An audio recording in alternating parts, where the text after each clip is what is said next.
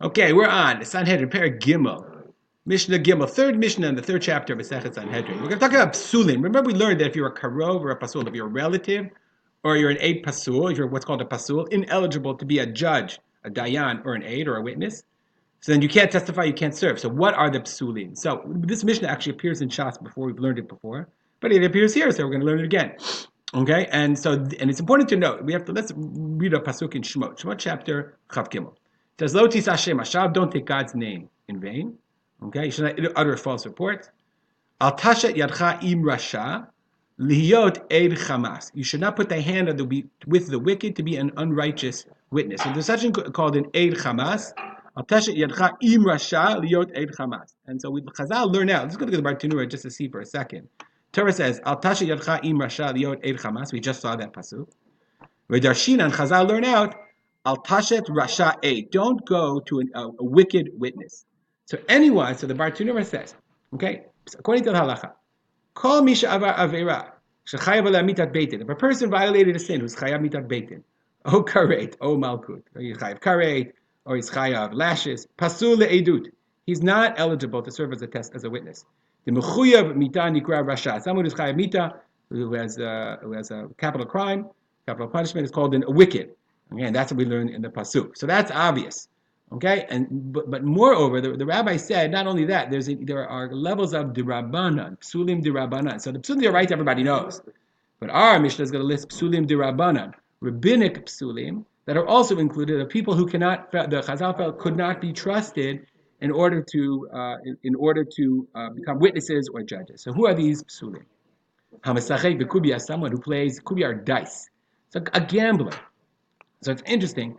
A person who gambles, pasul le'edut. Why? So the Gemara has two reasons. One, the fisha enomit asek v'yishuvo shel olam. He's not engaged in. He's a professional gambler. One opinion, he's a professional gambler. So he doesn't build anything. He doesn't have a real job. He goes and he gambles. He goes to the horse track and he bets on the horses, and that's how he makes his money. So he doesn't really know how the world really works.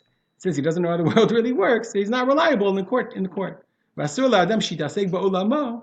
Ella b'Torah u'gmilut chasadim o b'schora v'u'menut u'melacha sheish b'hem yishivu shel olam. A person should engage in Torah and kindness, or in business, or in umanut, or in a trade, or a job that has yishuv shel olam, that inhabits the world. And we should all have jobs that are yishuvu shel olam.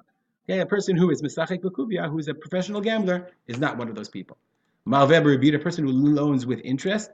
The problem, a person who loans a non-Jew with interest violates the Torah, whether you loan or you borrow. That's an isur. That person is not eligible to serve as a judge. Umafriche yonim, mafriche from poreach, person who flies doves. So there's two interpretations. One is it's a kind of gambling that they would run their doves, kind of like the racetrack. Another one is mafriche yonim, people had dove coats, and that's how they made their livelihood. But you could train your dove to come and steal somebody else's dove from the air because it's out in the public. That's bad.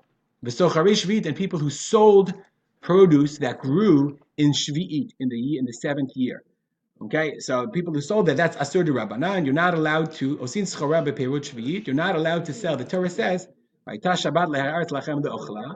you can eat the fruits of the field on the seventh year, but you cannot collect them and sell them below the schara. You can't do that. People would do that. Rabbanan didn't like that. I'm Rabbi Shimon. Said Rabbi Shimon. They used to call them osvei shvi'it, people who gathered shvi'it, meaning there were people who gathered them and they would sell them. And so they called them the gatherers. They didn't like that. But mishrabuha anasim. But when the anasim, the coercers, the people who coerced other people financially, became multiplied, meaning the Bartanura says mishrabuha anasim, when people shoalim menata melech kach v'kach korin t'vuah b'chol shana, when the tax collectors, the Roman tax collectors came along and they said, you got to produce. We want this produce. And the financial pressure on the Jews was immense. And even people who wanted to keep the Shemitah and didn't want to collect produce, they were under such financial pressure. They had to gather the seventh produce, at least to pay off the king, to pay off the Roman government. So therefore, the people who are osvei shvi'it, the ones they called them osvei shvi'it, those were people that had no choice. But therefore, Mishabrabu Anasim, when these coercers when the financial pressure became too great, Chazuli Krotam Socharei Shvi'it. So then they called the people who were not eligible merchants, because there were two kinds. People collected and just to pay off the king, and then there were people who collected in order to sell. It's very clear from the Mishnah that Shemitah was always a really, really difficult financial issue for people, and not everybody stood up to the test.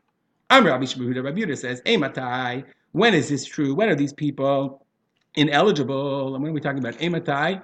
Okay, when are we talking about one of these people ineligible? I'm sorry, Bisman she'en lehem umanut eli, when they have no other umanut, when this is their only profession, and we're talking about the people who are gamblers, the sochrei shvi'it. I'm sorry, the people who are flying the doves.